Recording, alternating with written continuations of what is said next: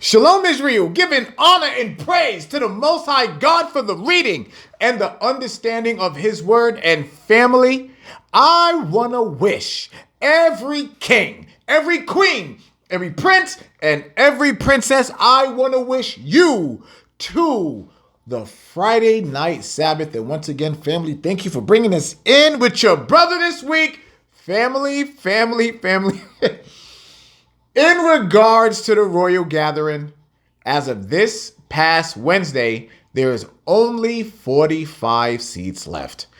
And just like I said last week, this is going to sell out. So if you have not got your tickets, if you have not selected your tickets yet, please don't be one of the individuals that's like, man, I wish I would have got them. We want you there. And I ain't even going to lie, I'm hype. I'm hype. As the more and more the weeks go by, the more and more the days go behind me, the happier, the more eager I am, because I cannot wait to meet each and every last one of you. I can't. I'm sorry. And I know I talked about it last week too, but yeah, last year, we had a blast. We had an absolute blast. And we want to make sure that we do it again this year, and we are looking forward to meeting each and every last one of you. Now, family, let's go ahead. Let's get this lesson started here tonight. I'm gonna tell y'all right now. First and foremost, I want to thank each and every last one of you again for being right back here with the royal family, so that we can get the knowledge and tutelage that came from our forefathers and our foremothers right here out of these scriptures, our book, our history. All right. And as y'all can tell, I'm feeling it tonight. There's just a great energy that's in the air right now, and I'm loving every bit of it. And like I said, the more and more I think about the gathering, the more fun I know we're going to have. So family, tonight, let's go ahead and get with this here. Please open your Bibles to the 1611 King James Version Bible with the Apocrypha, and we are going to be reading from the book of Baruch. We're going to go back to the Apocrypha here tonight. Let me get a drink real quick. We're going back to the Apocrypha, our true history, and we're going to be reading something here in Baruch. Let me tell you why I wanted to bring this out. Baruch, this particular chapter right here, is so matter of fact. It is so in your face. It is like that, right to your face. It says so little, and it means so much. As we read this, you're going to see why they remove this from the Bible when it comes to our people. Okay? Let's get started. Baruch chapter 4, verse 1. Listen to this. This is the verse right out of the gate. I want you to see just how much the Most High is not playing when he's talking to Baruch to bring this out. Watch this. This is the book of the commandments of God and the law that endureth forever. Do you see what that right there? It says that the law endureth forever, which means the law will be in place forever. Yahweh Shai, who the world calls Jesus, never got rid of any laws. All right, let's continue. All they that kept it shall come to life. Everybody that keeps the commandments when it comes to the Israelites will live. But such as leave it shall die. Right out the gate. Making it clear. Either you keep the commandments and live, you don't and you die. That's it. It's over for you. Verse 2. Turn thee, O Jacob, and take hold of it. Walk in the presence of the light thereof, that thou mayest be illuminated. So let's do it again. Let's talk about that again. We just had a lesson not that long ago in regards to illumination, meaning that you, every Black, Hispanic, and Native American, every paternal person, every person that came from their father as an Israelite, guess what? You are the real Illuminati, the real one, the real deal. Verse 3, give not thine honor to another, nor the things that are profitable unto thee to a strange nation. Now, we brought this out probably about 2 months ago. The Father's telling you when it comes down to your profit, don't you give it to nobody else. It don't belong to them. It belongs to you. It belongs to his Israelite king, queen, prince, or princess. It belongs to you. Don't give it to anybody else. It's yours. It was given to you. It is your birthright. It is our birthright.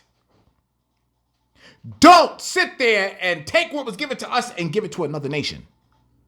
The Father said it's not for them. Verse 4. Listen to his 4 in verse 4. Oh, Israel. Oh, Israel. Oh, Israel. Happy are we, for things that are pleasing to God are made known unto us. The things that are pleasing to the Most High, only we know. Why? Who is the law given to? Who is the law given to? This is talking about the law. Who was it given to? So, of course, y'all already know. What we are about to do, we're going to take that detour.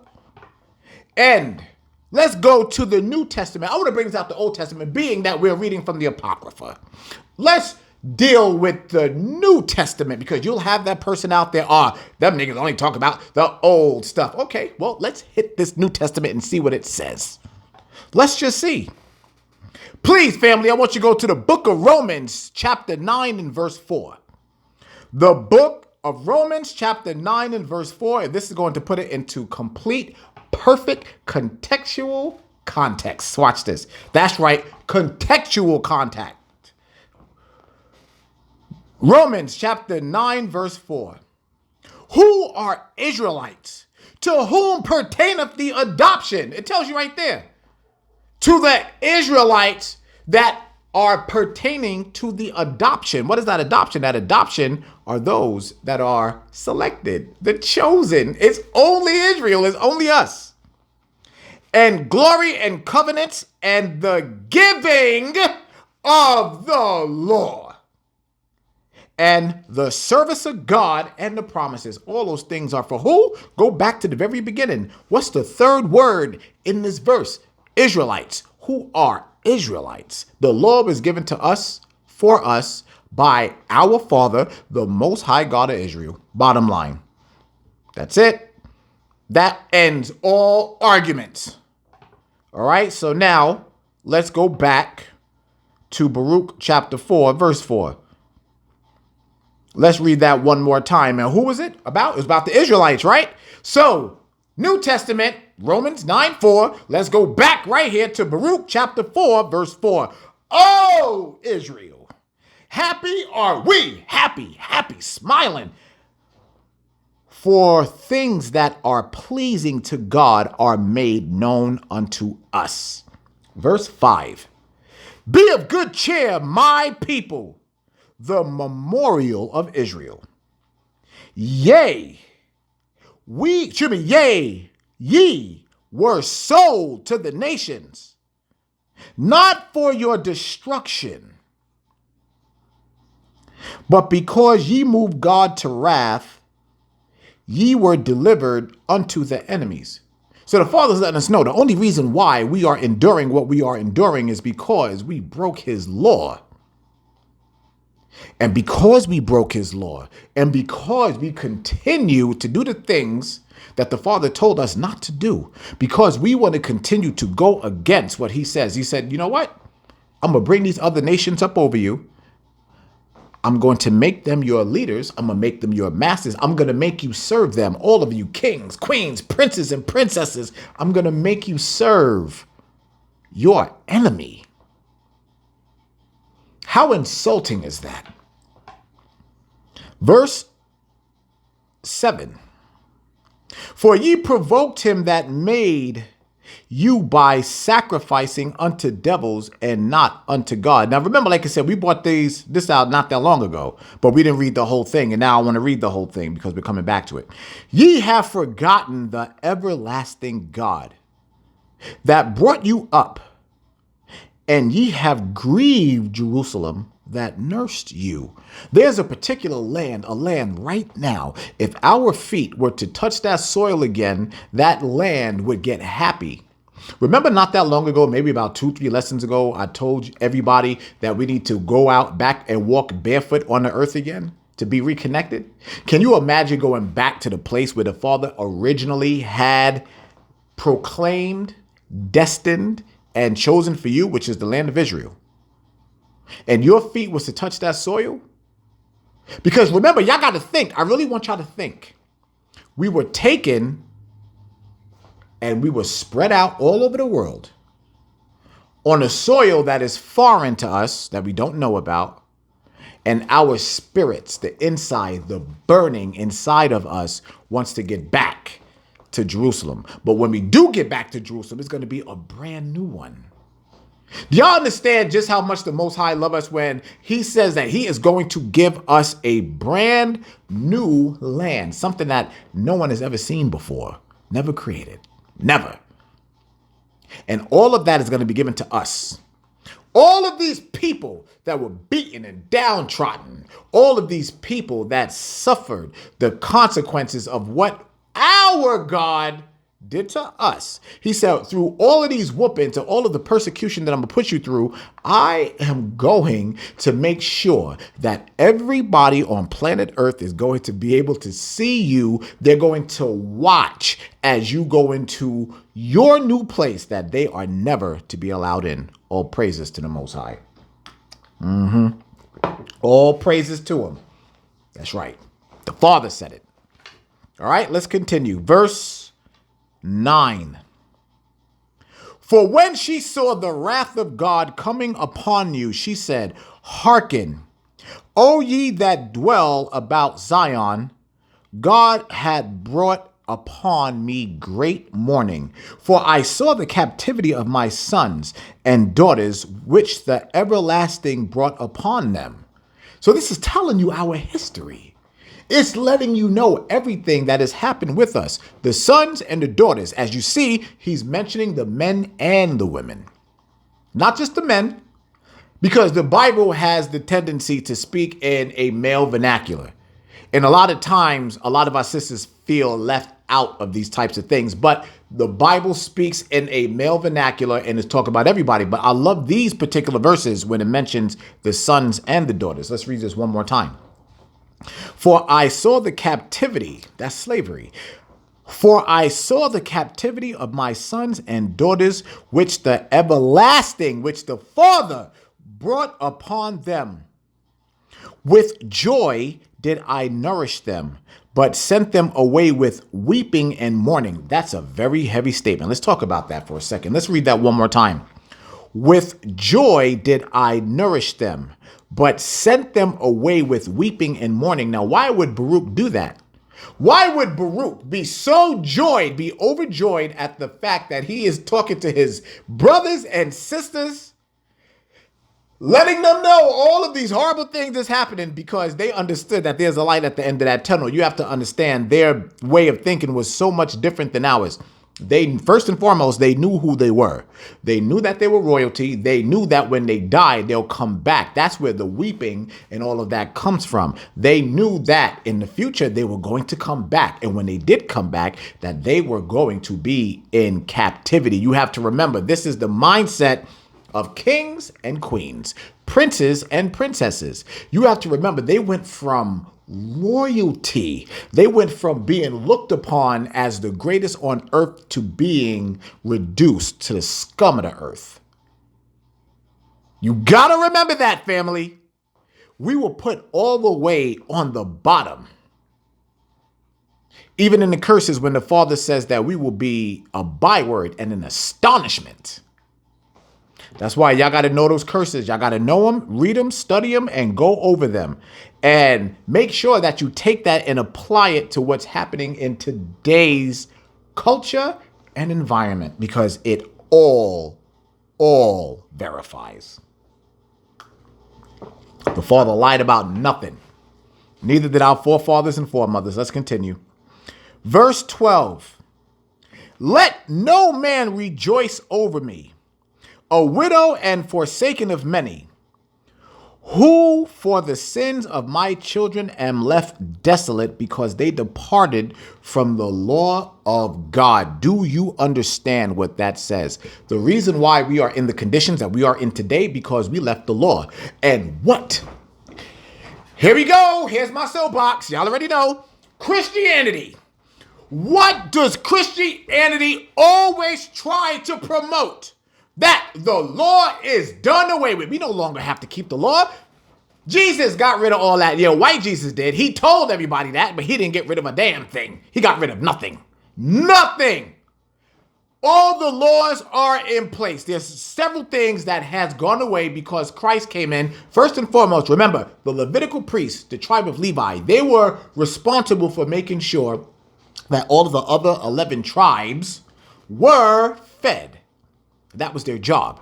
And fed how? Fed the bread of the word. Now, what happened with the Levites? Of course, they disbanded. Why? Because of sin. Our people was no longer receiving the word. So what did that cause us to do? We had to get out there and sin. Why? No nourishment, no food, nothing. Just a little bit of pieces, a famine.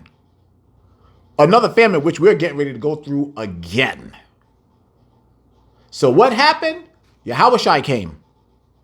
And he became the sacrifice. He was the sacrificial lamb, as the Christians love saying. He was the sacrificial lamb that died for the Israelites. Yes, the Israelites. Not the whole world. Not all of the inhabitants of the earth. The Israelites. So now, as far as the law of sacrifice, where we have to sacrifice animals and where we have to pay tithes, no more. That's gone. Why won't the Christian church tell you that? Huh? If you no longer have to keep the law, Christian, why y'all still paying tithes? Idiot Christians. Okay, let's continue. Verse 13. They knew not my statutes, nor walked in the ways of his commandments, nor trod in the paths of discipline in his righteousness. Let them that dwell about Zion come. And remember ye the captivity. Remember, we'll get back to that in a second. And remember ye the captivity of my sons and daughters, which the everlasting hath brought upon them. The Father put us through all of this anguish, put us through all of this punishment and turmoil so that we can remember, we don't want no more of that. We don't want no more. But you know what's so horrible about today? There's so many people that are so comfortable in this captivity. They're comfortable. They like it. Some of them love it.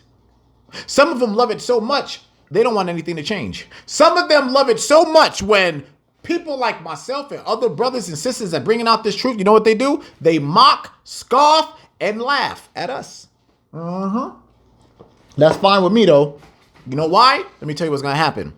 What's going to happen is that once the sky cracks, all the laughing, mocking, scoffing is going to, you know why it's going to hush? You know why it's going to hush? Because fire is going to be coming from the sky. And there's going to be these creatures. And there's going to be all the creatures that we are familiar with, but then there's going to be these other creatures. There's going to be these creatures that's going to be coming up out of the ocean. There's going to be these creatures that's going to be coming out of caves. Things that we've never seen with our eyes in this lifetime or past lifetimes, but maybe those all the way back then when we were walking with literal dragons and all of the things that they were talking about in science and they were lying to us about. Talking about they were here millions and millions of years ago. No, they were here not that long ago. Not that long ago. And remember what the Father says. See, this type of lesson goes into so many different areas. Remember what the Father told us, family, what he say? That all animals, except for the things that were in the sea, that they were going to be on the ark. So the term that was created in the 1800s known as dinosaurs, they were on the ark. But people like, how in the world? I've seen how big those things are. How in the world were they able to fit on the ark and they're so big? Very easy. The Father moved the babies to the ark. There you go. Easy. Let's continue. Verse 15. For he hath brought a nation upon them from far. It's talking about slavery. A shameless nation. And of a strange language, who neither reverence old man nor pity child. That's in the curses in Deuteronomy. It says the very same thing. So wait a second. So even in Baruch knew all about the curses? Absolutely. Who gave them out? Moses. You can't run from these scriptures. You can't. This is our history, family. This is our history. This is what they never taught us in school. This is what they never taught us in church. This is what any type of American or even world curriculum. They don't teach this. But I find it to be so funny how all over the world, all these other countries and nations know exactly who the Israelites are, but right here in America, they don't tell you. Imagine that. Imagine that one. Y'all already know this country, they play games. They play absolute games. But nobody should be surprised by that. Nobody should be surprised by that at all. All right, let's continue. Where are we at? Where we leave off at? Verse 16. These have carried away the dear beloved children of the widow and left her that was alone desolate without daughters. Do y'all understand that? Do y'all really get what that said? Let me read that one more time. These have carried away the dear beloved children of the widow. First and foremost, let's talk about why is this woman a widow? Because her king was killed either on the journey over or when they got there. Now that woman, that queen, is now a widow. And they took the princes and the princesses and sold them. You see, you can't get around this, fam. This is all us. This is all about us. Nobody else on this planet can identify with this history. And you know what the great thing about all of this is that now every scholar, every teacher, educator, all within the world is now starting to bring this stuff out. But it's like, first and foremost, y'all are late. We don't care. We don't want to listen to you. Y'all are the people that have done this to us. I equate this. You know what I equate this to? How many of you saw the Chris Rock Netflix special when he was talking about Will Smith? Remember when Chris Rock said about Jada Pinkett, and he said, when it comes to Will Smith, has anyone ever been interviewed by the person that performed fellatio on another person? That's just the very same thing. When I see Esau and any other nation trying to teach this word, that's exactly how I see that. How is it that our oppressor, our tormentor are going to continue or try to teach us anything about what they did to us? Like, I'm going to punch you in your mouth. I'm going to break your teeth, nigga. Don't come to me. It's like the very first thing that you better do, you better get out of my face with a Bible in your hand. First and foremost, I should slap you upside your head for even having our book in your hand in the first place. I don't play with Esau when they come out and they try to bring scriptures out. I don't play with them niggas. I do not play with them. That is a complete insult to me. I don't play with them. Like, what? Take my father's words out your mouth and put our book down. Bastards. All right, let's continue. Verse 17. But what can help you? For he that brought these plagues upon you will deliver you from the hands of your enemies. That's the promise of the Father. He said, not can, not possibly. For he that brought these plagues upon you will, meaning that it's going to happen, will deliver you from the hands of your enemies. So again, the Father's letting us know, Israel, you have enemies. This is not some love train here. No, the Father's saying there's people that hate you, dislike you, can't stand you, want to kill you, want to harm you, has harmed you, is currently harming you with their laws that were set up against you to allow you and your families to fail. I'll be going over a lot of this at the gathering. Let's continue. Verse 19. Go your way, O my children, go your way, for I am left desolate. I have to put off the clothing of peace and put on me the sackcloth of my prayer. I will cry unto the everlasting in my days. Do y'all see how much our forefathers loved us? Let me read that one more time, because I know I kind of messed up when I was reading that. I'm going to read it again. I don't like doing that. When it comes to these scriptures, I want to give perfect delivery. I have put off the clothing of peace and put upon me the sackcloth of my prayer, meaning that he was in a low state. I will cry unto the everlasting in my days. So he's saying all the days that I'm alive, I'm going to cry out to the Father. I'm going to cry. I'm going to pray. I'm going to put on this sackcloth. I'm going to take off this garment of peace right now, because right now is not a time for peace. And that was back then. And we're talking about right now. Right now is not a time for peace. Right now is the time for alerts. Right now is the time for Isaiah chapter 58, verse 1. Cry aloud, spare not. That is what it's time for. It's time for that.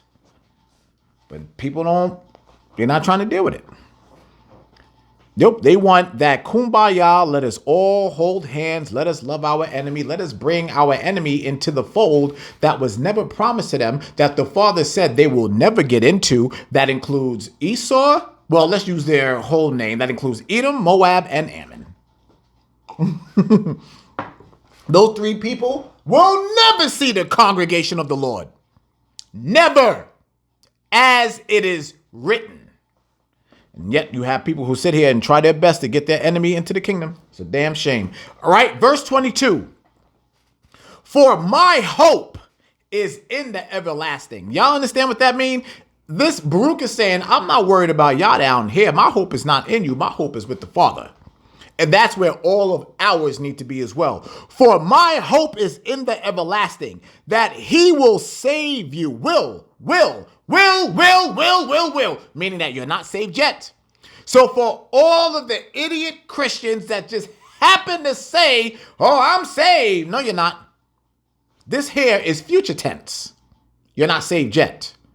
You won't be unless you keep these laws. Let's continue reading. Verse 22, I'm going to read it again. For my hope is in the everlasting, that he will save you, and joy is come unto me from the Holy One, because of the mercy which shall soon come unto you from the everlasting, our Savior.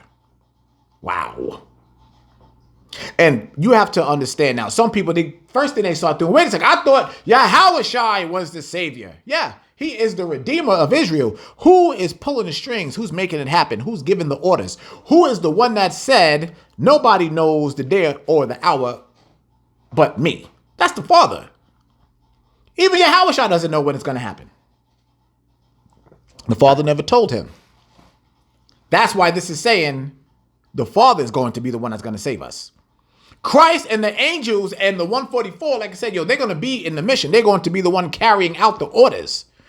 But it's the Most High God of Israel that's going to save our people. All right, let's continue. Where are we? We are at verse 23, I believe. Yeah, verse 23.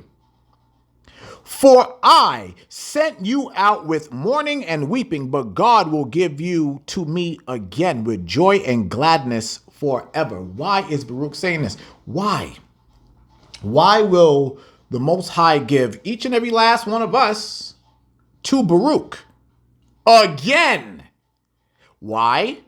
Because Baruch understood, and they all understood, that this was not their only time on earth. This is talking about the future. They knew, they understood that they die and come back, and they die and they come back, and then they die and they come back. If you don't know, you've been here before. I've been here before. Every person under the sound of my voice have been here before. Why? Because we were created to be everlasting beings. And then Adam sinned. And then what happened from there? The Father said, now y'all got to die.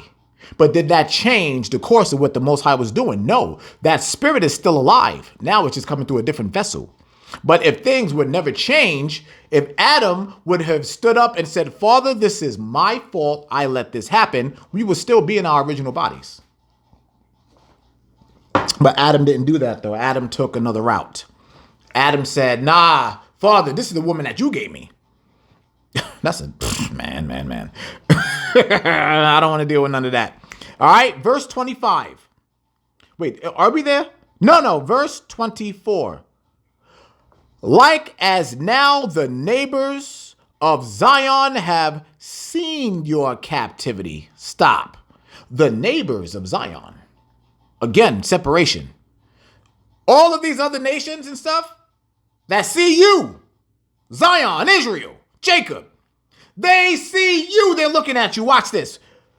Like as now the neighbors of Zion have seen your captivity, so shall they see shortly your salvation from our God, which shall come upon you with great glory and brightness of the everlasting. So the very same way how they see us in our turmoil, they see us in our oppression. When they look at us, when they say, oh my Lord, those bywords, those astonishments, the very clear vision that they have seeing us on the bottom is going to be even more clear when we are once again on top. All praises to the Most High God of Israel. That is the promise. Do you see and understand now why they took this out of the Bible? Do you get it? I hope you do.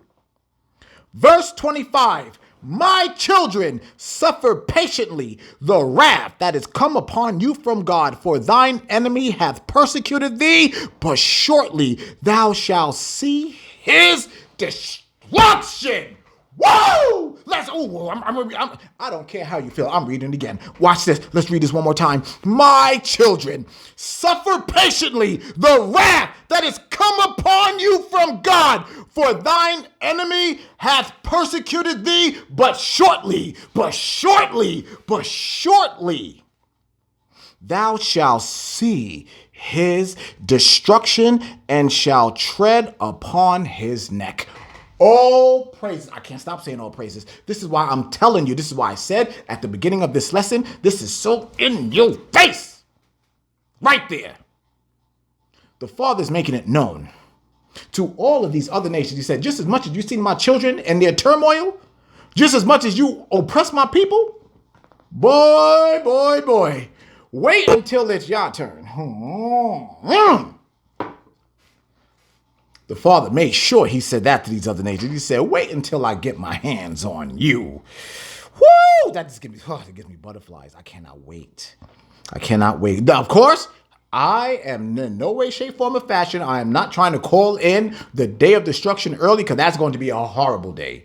An absolutely horrible day. I am not looking for that day of destruction, but what I am looking forward to is our redemption. Yes, I am. All right. Verse 26. Look with the Father. Look at how he talks about us.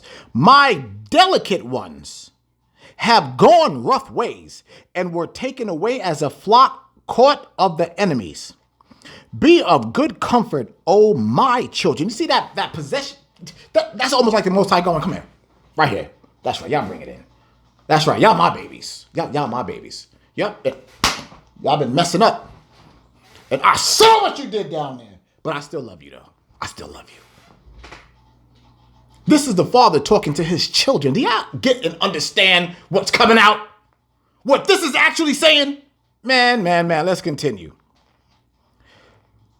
Verse 26. My delicate ones have gone rough ways and were taken away as a flock caught of the enemy. Be of good comfort, O my children, and cry unto God. That's an instruction. We got to cry unto him.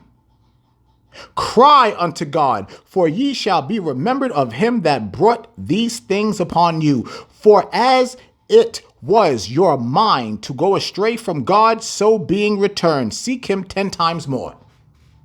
The Father, I already knew y'all was going to do what y'all was going to do, but now you're coming back. You see, that's prophecy. That's what many people don't understand. This is prophecy. The Father knew that we was going to venture off and go do the things of these other nations, but he said, y'all gonna come back. And when y'all do come back, oh, it's gonna be on and popping. Because for those of you that do come back, and that's the thing, that's the 1/3. Those that do come back. For those that come back, he's like, yo, I got y'all. I got y'all, and we gonna have a damn good time. Y'all are gonna watch your enemies fry, roast, burn, and everything. Blow up, all these things, and I can't wait. All right, let's continue. Verse 29. For he have brought these plagues upon you, shall bring you everlasting joy with your salvation. Take a good heart, O Jerusalem. See, not the whole world, Israel. Take a good heart, O Jerusalem, for he that gave thee that name will comfort thee. Miserable are they that afflicted thee, and rejoice at thy fall. Do you hear what the scriptures is saying? Do you get it? The Father is telling you, he's telling you to tell your parents, your children, co-workers, everybody, there's coming doom for these other nations. It don't matter where you go in this book. It's all there. I'm going to read that one more time. Just so I hope I piss somebody off. Miserable are they that afflicted thee, and rejoice at thy fall. The Father is telling us, when you start to see them fall, when you start to see their kingdom crumble, rejoice. And we are looking at that right now. Oh, yes, indeed. Verse 32. Miserable are the cities which thy children serve. Miserable is she that received thy sons. For as she rejoiced at thy ruin and was glad of thy fall, so shall she be grieved of her own desolation. So all these other nations, especially right here in Babylon, especially right here in America, what's going to happen first? Remember, we're going to see it over there first. It's going to be over there first. And then we are going to watch as it comes over here. And we're going to watch as all of these so-called rich tycoons and all of these so-called political figures and leaders, they're going to be running like roaches when you flip that light on. And they're going to be trying to get away. So where they're going to be going, they're going to be running. Just like Isaiah said, they're going to be running back to where they come from. All of the nations, they're all going to return to where they know they belong. They're all going to go there. And then when they try to get into their little bunkers and their little underground little terminals and everything, the Father said, I'm going to send things not only that's going to come up from under the ground, but it's going to come up from out of the water. That's going to come from the sky. And they're going to get them. For those of you that know me personally, for those of you that know that I be sending you stuff or whatever, y'all know the situation. Y'all know where I have been underground. Y'all know that I've seen it. I've sent you pictures of civilizations that are down there. Yep. All right, let's continue. Verse 34. No, we just read that one. No, we are at 34. All right, here it is. For I will take away the rejoicing of her great multitude, and her pride shall be turned into mourning. For fire shall come upon her from the everlasting, long to endure, and she shall be inhabited of devils for a great time. O Jerusalem, look about thee toward the east, and behold the joy that cometh unto thee from God. That's what I was telling you about earlier. We're going to be seeing everything happen over there. Everything's going to go down over there first. The Father's going to be over there whooping them. And then right here in America, they're going to be scared, shaking in their boots as what's coming to them. And the thing is that they can't stop it. There is no space program. There's nothing that's going to be able to stop them chariots from coming. There's nothing that's going to be able to stop the Most High. There's nothing that's going to be able to stop you when the Most High give you that power to go kick some ass. And it's going to happen. Let's continue. Verse 36. And we just read that. I'm going to read it one more time, though. O Jerusalem, look about thee toward the east, and behold the joy that cometh unto thee from God. Lo, thy sons come, whom thou sendest away. They come gathered together from the east to the west by the word of the Holy One, rejoicing in the glory of God. All praises to the Most High. These were one of these chapters where it goes directly in your face. And once you read something like this and you see everything right there put in front of you, there is absolutely nothing else that really needs to be discussed. Not a thing. This right here is the note that the Father gave to the other nations, that when he returns, they are catching it. Now, do you understand why they took this out of the Bible? Do you understand why they don't even discuss the Apocrypha? And remember, all of these books were already a part of the Bible. They removed them. They took them out. And of course, when you read these, when you read the books in the Apocrypha, it tells you about these other nations. It reveals everything that they try to hide. But we have to remember, the Father does not allow anything to happen that he does not want to happen. So yes, these books were removed. They were taken out because he told us that we were going to forget who we are. But he said in the last days, we are going to remember. And guess where we are? We are in the last days. And guess what's happening? We are remembering exactly who we are. We know we are royalty. We know that according to Deuteronomy 7:6 and all of the other books and chapters, we know exactly who we are. And this word is going out day by day, by day, by day, by day. And all of our people will be rescued and saved by the Father. All of those that keep his commandments. You don't keep his commandments, you're dead. That was the very first verse. So family, with that being said, we're done. We are done. It's the Sabbath. Go rest. Go rest on this Sabbath day. This is your day, the day that the Most High made for us. So I don't want to run my mouth anymore. That was straight to the point, simple and matter of fact. Israel, I love y'all. The royal gathering is coming. It's coming. So if you have not received or you have not got your tickets or anything yet, there's not many left. Not many left. All right. So that's it. I'm done. I'm finished. Family, I love y'all. Have a wonderful, wonderful Sabbath. And with that being said, Israel, I love you. I'm out.